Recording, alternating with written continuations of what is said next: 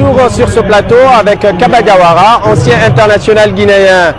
Avec l'ancien attaquant du Sili, nous allons parler de ses relations avec le football guinéen finalement. Quel contact gardes-tu avec le milieu du football guinéen, Kaba?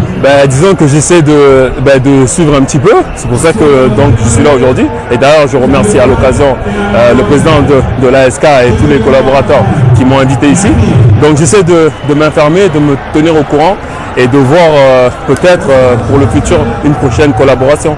Est-ce que ça veut dire que Kaba pourrait être très rapidement un acteur du football guinéen? Moi j'aimerais bien, après c'est pas moi qui prendra la décision, donc j'ai fait la démarche un petit peu pour essayer de rencontrer les futurs dirigeants, donc c'est avec plaisir que j'apporterai ma petite pierre pour que le football guinéen puisse vraiment bien se qualifier et monter de plus en plus. Aujourd'hui le football guinéen vit une nouvelle ère avec l'impulsion et le concours de mécènes.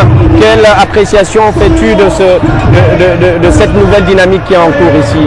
Je pense que c'est bien que ces personnes-là se mettent un petit peu au service du football guinéen parce que ça manque de moyens. On l'a toujours dit, c'est pas les talents qui manquent, mais plus les moyens. Alors que des personnes qui ne sont pas spécialement du sport, mais qui investissent dans le football pour que ce soit connu, pour que ça marche.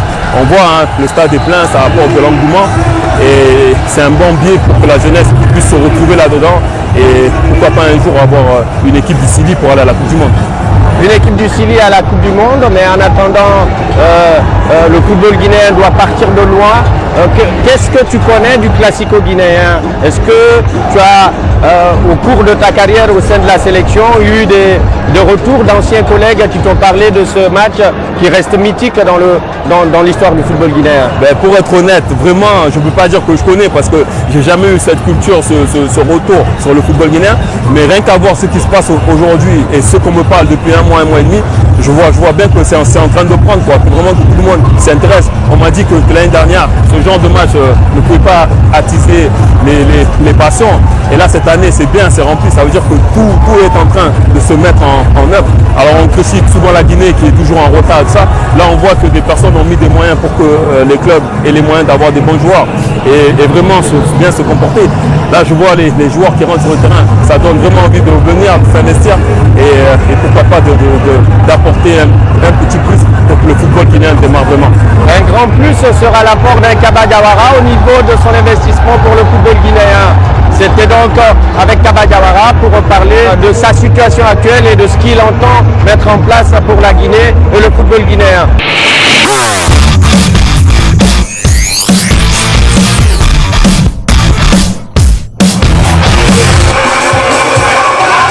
Aussi, même si tu as 100%, il faut que les attaquants vont chercher l'occasion de marquer.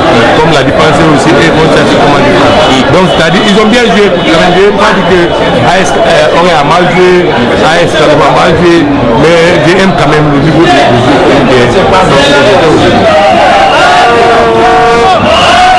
C'est pas moi qui marque les buts. Moi je prépare les joueurs, je prépare l'équipe.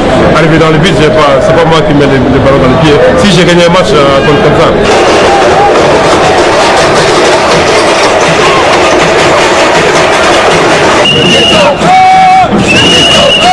Mais dans le football, il y a souvent la différence, c'est-à-dire un match nul, victoire ou bien etc. Si on a un point, c'est pas grave. C'est ça que je dis, on n'a pas traduit nos occasions en but. Mais vous avez vu une équipe qui s'est mise au niveau de l'adversaire et même qui l'a anticipé. Actuellement, au niveau des milieux de terrain, ça manque beaucoup. On avait des difficultés au niveau des milieux de terrain et pourtant, soutien au niveau de l'attaque, ça ne marche pas. C'est ça qu'on a fait subir au premier mi-temps. Donc, deuxième mi-temps, des changes de système de jeu. Je pense que c'est le deuxième mi-temps, c'est mieux par rapport au premier mi-temps. Donc, vous avez la complicité cette année, c'est en même temps de préparer le championnat et de préparer la Ligue des Champions. Mais ma satisfaction, c'est un match qui arrive au bon moment parce que ça permet de suite de se mettre dans le tempo du match que nous avons 7. Mais en 7, on a deux matchs contre Ashanti et contre Badé. Il nous faut pratiquement gagner pour être bien dans la tête. Et moi, je pense qu'en continuant comme on a fait cet après-midi, donc je pense que dans le championnat, on va mettre le championnat.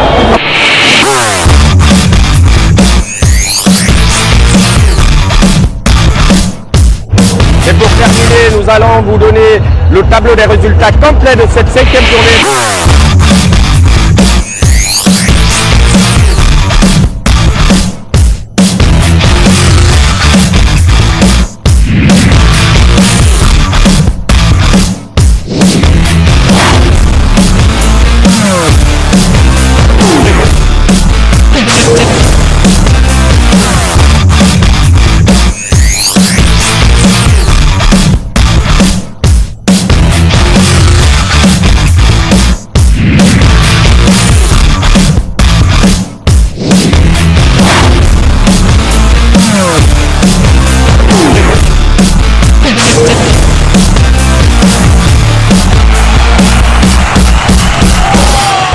C'était le premier numéro de Football Factory, une émission produite par Newscom qui va vous parvenir chaque semaine. Bonsoir chez vous et à bientôt.